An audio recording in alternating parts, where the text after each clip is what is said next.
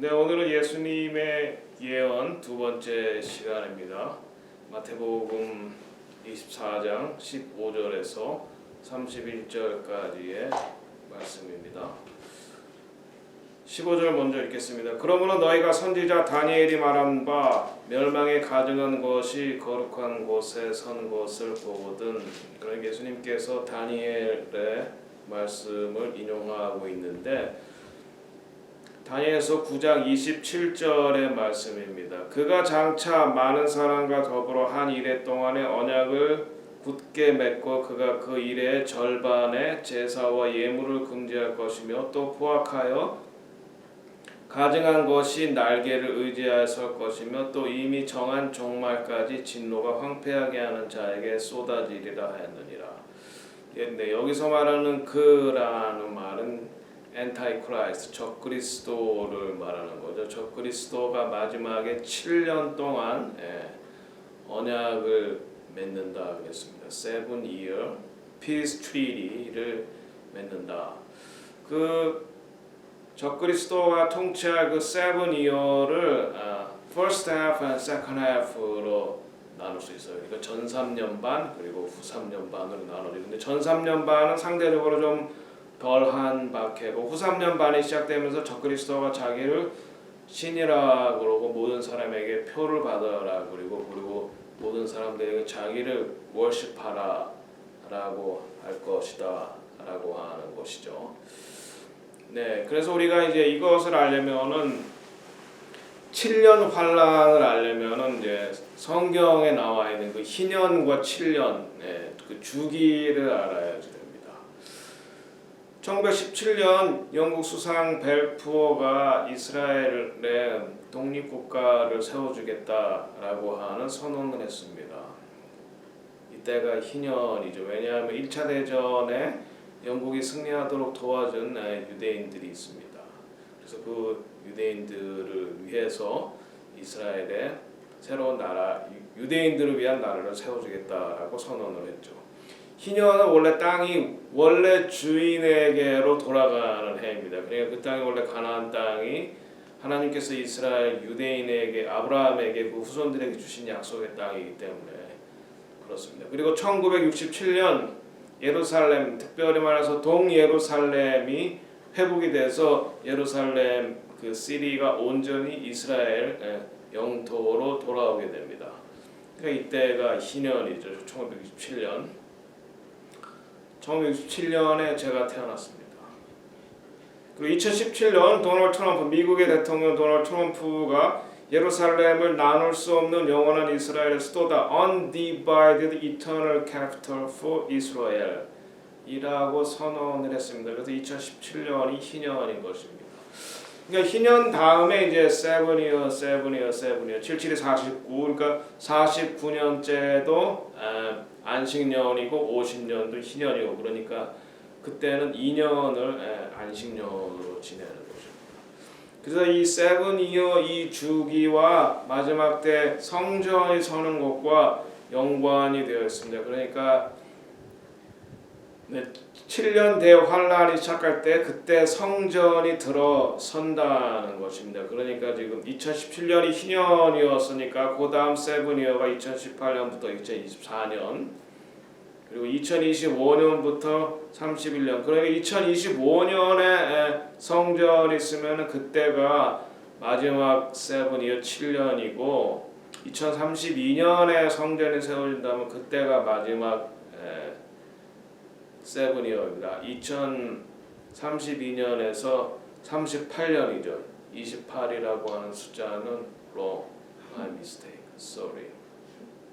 이렇게 해서 이제 7-year가 성전이 시작되는 거가 7. 왜 제가 이걸 밝히냐면 지금 어떤 분들이 로마 카톨릭에서 2015년을 대희년이라고 주장했다고 해서 2015년 부터 이렇게 7-year 해서 2022년이 환란이 시작한다고 주장하는 그런 분들이 있어요. 그래서 그 주장은 성경적으로 볼 때 옳지 않다. 왜냐하면 희년을 기준으로 해야 되기 때문에 그렇다. 그래서 이제 이 7-year도 전 3년 반 그리고 후 3년 반으로 나눠지는데 말씀드렸듯이 first half and second half 3.6개월, 3년 6개월.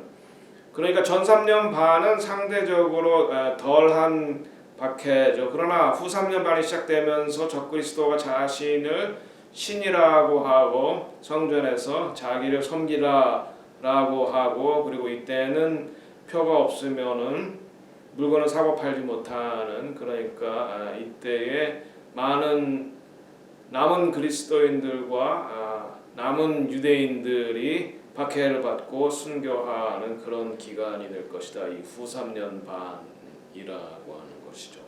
그걸 이제 예수님께서 다니엘의 말씀을 인용하면서 예언하고 있는 것입니다. 그러니까 마지막 때를 알려면 새 성경이 굉장히 중요한데 구약의 다니엘서 그리고 예수님의 예언 마태복음 24장 25장 그리고 요한계시록 이 세 가지 책을 우리가 세트로 잘 살펴봐야 하는 것입니다.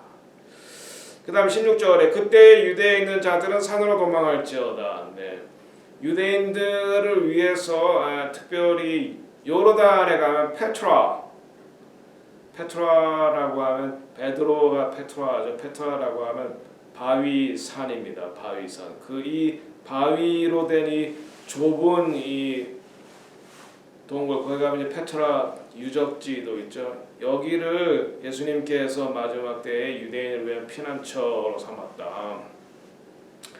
그리고 우리가 지금 살고 있는 모라비안 폴스도 마지막 때 유대인을 위한 피난처다. 피난처 중에 하나다. 그래서 2001년 그 911이 있었을 때에 유대인들 14가정이 여기 모라비안 폴에 왔었다. 그래서 왜 왔냐 그러니까 우리 유대인들은 어디 가나 그 나라에서 결국은 마지막 때 박해를 받았다. 근데 미국에서 만약에 박해를 받을 경우 모라비안 폴로 도망가라고 하는 그런 이야기를 우리 선조들로부터 들었다.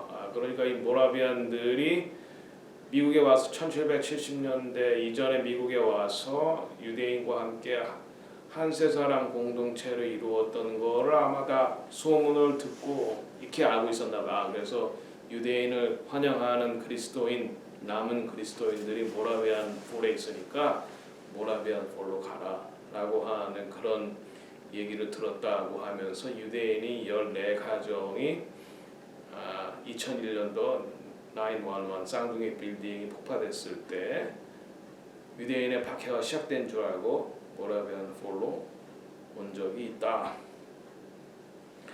그 다음에 17절에 지붕 위에 있는 자는 집 안에 있는 물건을 가지러 내려가지 말라. 그리고 밭에 있는 자는 겉옷을 가지러 뒤로 돌이키지 말라.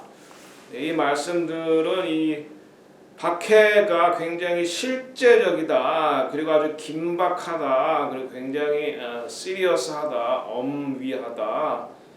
라고 하는 것을 보여주고 있습니다. 그 다음에 19절에 그날에는 아이벤 자들과 젖먹이 있는 자들에게는 화가 있을지로다. 그래서 저는 우리 아들한테 웬만하면 결혼하지 마라 그래요. 22인데 결혼할 생각이 있으시죠? 네. 그러면 결혼은 오케이. 애들은 웬만하면 낳지 마세요. 왜냐 여기 아이벤 자들과 젖먹이니까 어린 애가 나는 표를 안 받고 굶을 수 있지만 애가 울면은 이 어머니의 모성애로서 이 애가 굶는 거를 못 볼 거 아니야. 힘들 거 아니야 그렇게. 그래서 아이벤 자들과 젖먹이 있는 자들에게는 화가 있다 이렇게 말하고 있어요. 결혼하지 않는 것도 좋고 결혼을 했으면 결혼을 굳이 하고 싶겠죠. 하시면 애는 안 낳는 게 좋다. 우리가 지금 마지막 때로 살고 있기 때문에 그렇다. 20절에 너희가 도망하는 일이 겨울에는 안식일이 되지 않도록 주의하라. 네. 겨울이면은 뭐 이렇게 날씨가 춥고 하니까 뭐 어디 피난하기가 어려운 거고 또 안식일이면은 여러분 아시다시피 이스라엘은 다 모든 교통수단이 다 스탑하거든요. 이제 그러니까 어디 가기가 어려울 거 아니에요. 그래서 주로 아랍이 전쟁을 일으킬 때 안식일에 하거나 욤키포에 전쟁을 일으키거나 그러는 게 그 유대인들이 다 쉬는 날이기 때문에. 그래서 여기 보면은 안식일이라고 굳이 말씀을 하고 있어요. 하나님께서 안식일은 천지 창조의 마지막 날 쉬셨고, 그러니까 아브라함 선택하기 이전에 이미 안식일을 쉬고 거룩하게 지키라고 명령하셨어요. 그러니까 안식일이 유대인의 것이 아니죠.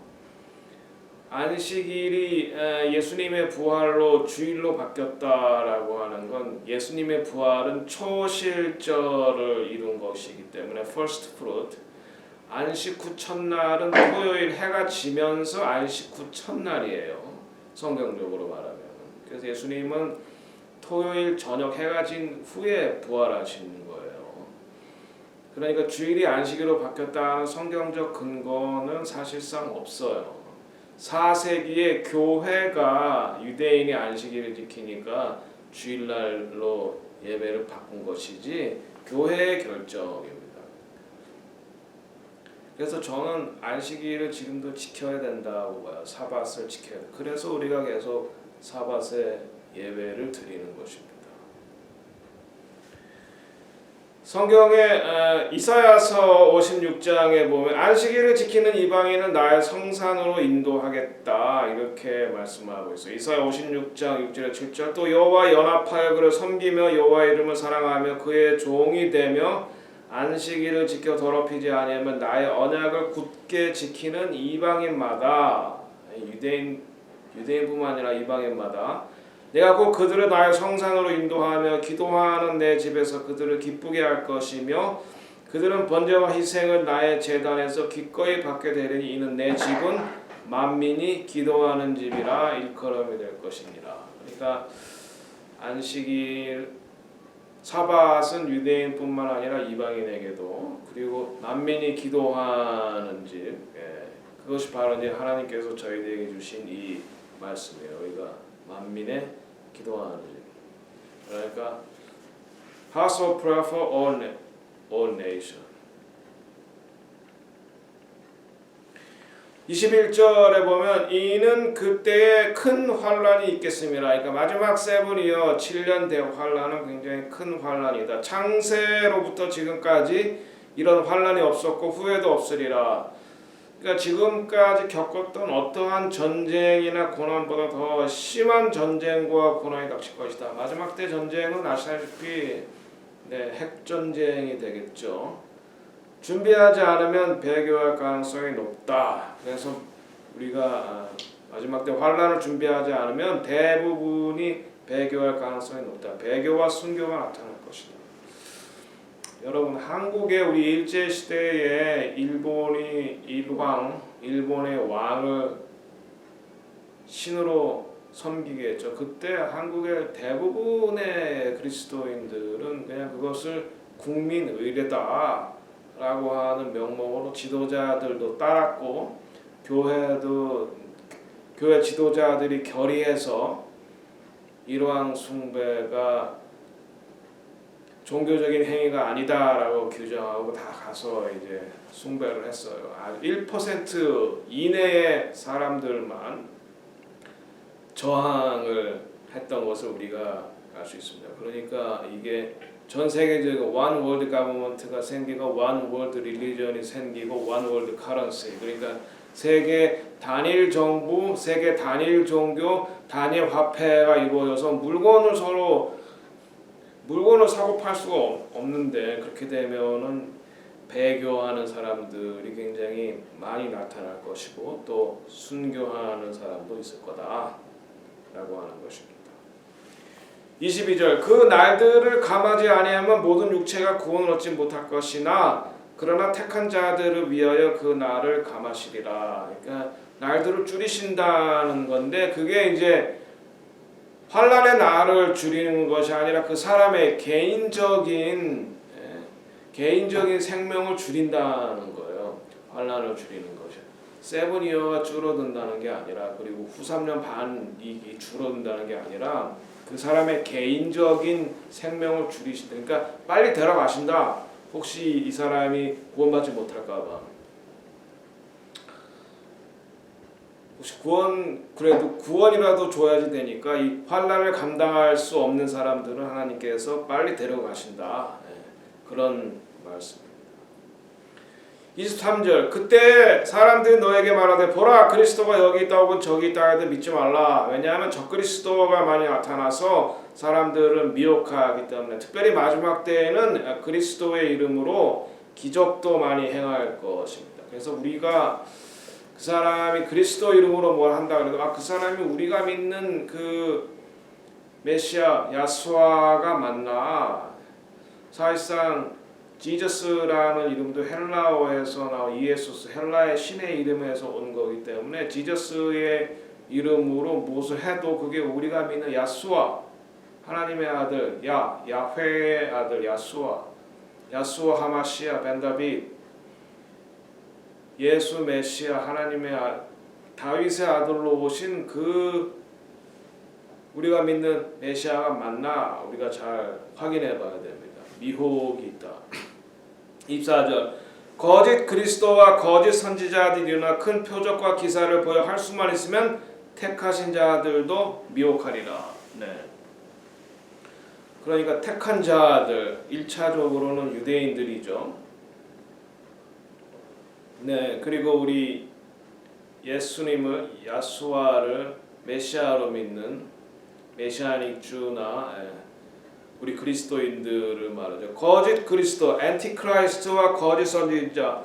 거짓 선지자를 제가 지난번 시간에 말씀드렸죠. 지금 대표적인 거짓 선지자, 지금 현재 교황이라고, 포프 프란시스라고.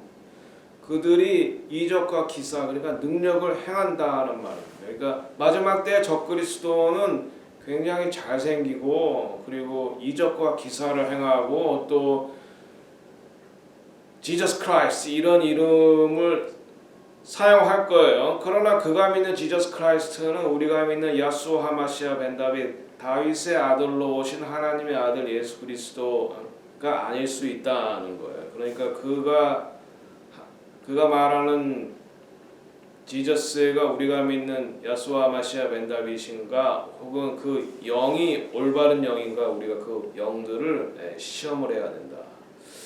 보라 내가 너희들에게 미리 말하였노라 이렇게 말씀하시고 있습니다.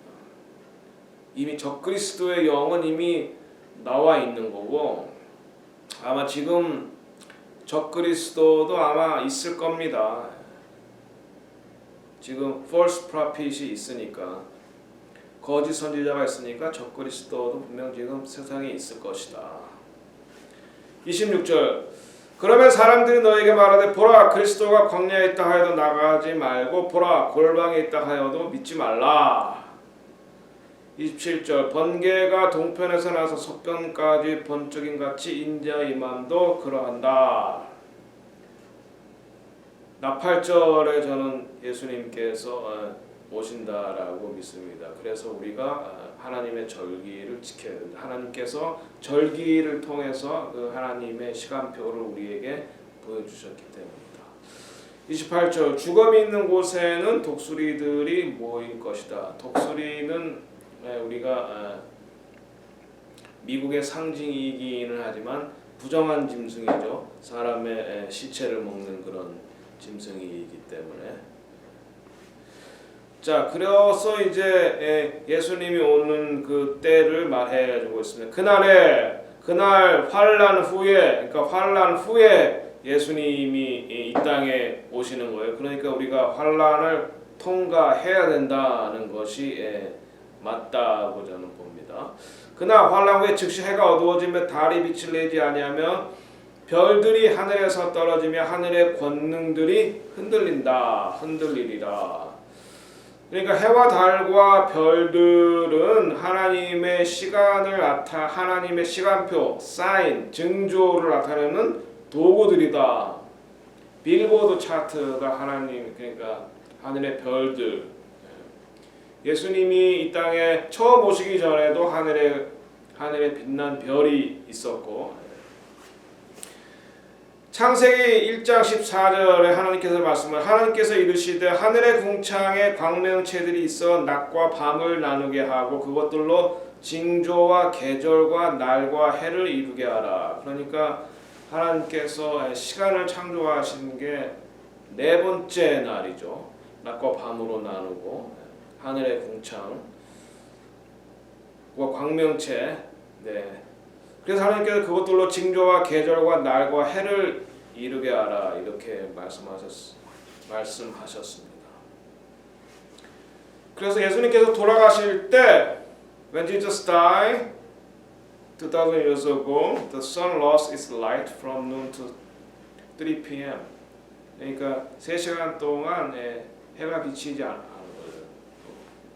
noon to 3. 그리고 예수님께서는 당신이 I'm the light of the world, 세상의 빛이다라고 말씀하셨습니다. 요한복음 8장 12절 예수께서 또 일러 가라사대 나는 세상의 빛이다. 나를 따르는 자는 어둠에 다니지 아니하고 생명의 빛을 얻으리라. 요한복음 11장 9절 예수께서 대답하시되 낮이 12시가 아니냐 사람이 낮에 다니면 이 세상의 빛을 보므로 실족하지 아니한다. 예수님은 빛으로 이 땅에 오셨습니다. I am the light of the world. 그래서 우리가 예수 그리스도를 모시면 주님으로 모시면 우리 안에 이제 빛이 내재되어 있는 거예요. 그래서 예수님께서 너희는 또 세상의 빛이다. 너희는 세상의 소금이다. 이렇게 말씀하고 계신 것입니다. 30절에 그때 인자의 징조가 하늘에서 보이겠고 그때 땅의 모든 족속이 통곡하며 그들이 인자가 구름을 타고 큰 영광으로 오는 것을 보리라. 그래서 제가 이 말씀을 처음에 읽었을 때는 어떻게 모든 족속이 다 보냐. 예수님이 예루살렘의 올리브 마운틴, 그러니까 한국말 감람산으로 예수님 오시는데 어떻게 모든 민족이 그걸 다 볼까? 그래서 이 말씀이 좀 이게 좀 과장법인가 뭐 이렇게 생각했었는데 최근에 인도의 예언자 사두 선다 설바라지라는 인도의 예언자가 엔젤 TV라는 걸 만들었는데 엔젤 TV를 만든 목적 중에 하나가 예수님이 올리브산에 오는 걸 중계하기 위해서. 그래서 요새는 다 이 셀폰에 유튜브가 다 있잖아요. 그래서 예수님 오시는 걸 중계하면 모든 사람들이 다 이 셀폰 이런 걸 통해서 중계하면 다 이제 본다는 거예요. 아, 예수님이 오시는구나. 한편으로 굉장히 좋은 세상에 우리가 살고 있죠. 손안에 TV가 다 있고 전화기도 있고.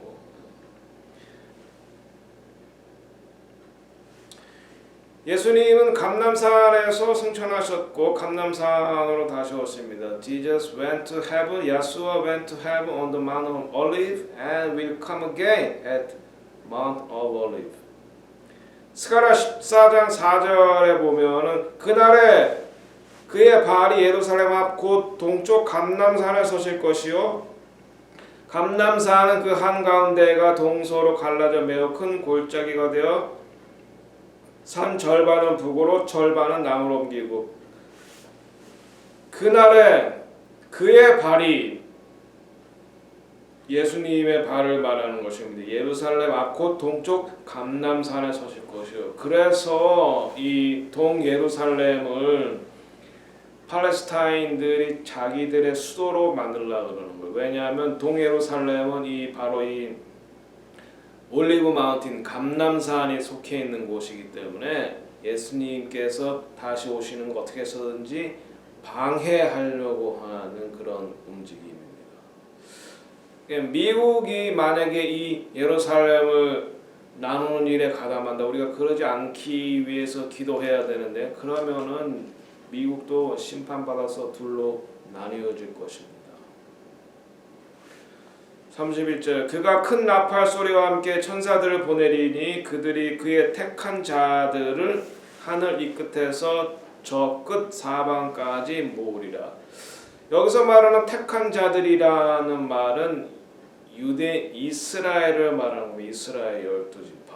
그러니까 마지막 때에 하나님께서 이스라엘 12지파를 아브라함에게 약속하셨듯이 그 후손들에게 주리라고 약속하신 이스라엘 땅으로 모은다. 그것을 알리아한다라고 하거든요. 알리아의 원래 뜻은 올라간다라고 하는 말이에요. 하나님께서 이스라엘 백성들 흩으시고 그들에게 허락하신 야수아를 메시아로 받아들이지 않았기 때문에 흩으시고, 그래서 이방인들이 예수를 믿게 됐죠. 그래서 이방인의 때가 차면은, 이방인의 충만한 수가 차면은 그 이방인을 통해서 하나님의 약속의 백성을 다시 이스라엘로 데려오시겠다.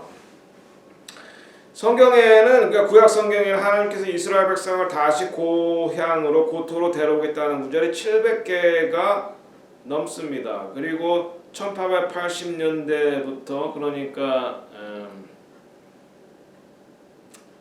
시온운동이 시작된 이후부터 지금까지 알리아가 계속됐는데, 지금 이스라엘에 한 600명, 그러니까 이스라엘이 독립할 당시에 그 이스라엘 땅에 있는 유대인들은 60만이었어요. 그러니까 지금은 600만이 넘죠. 그러니까 10배, 60만에서 600만이니까 10배가 늘은 거죠.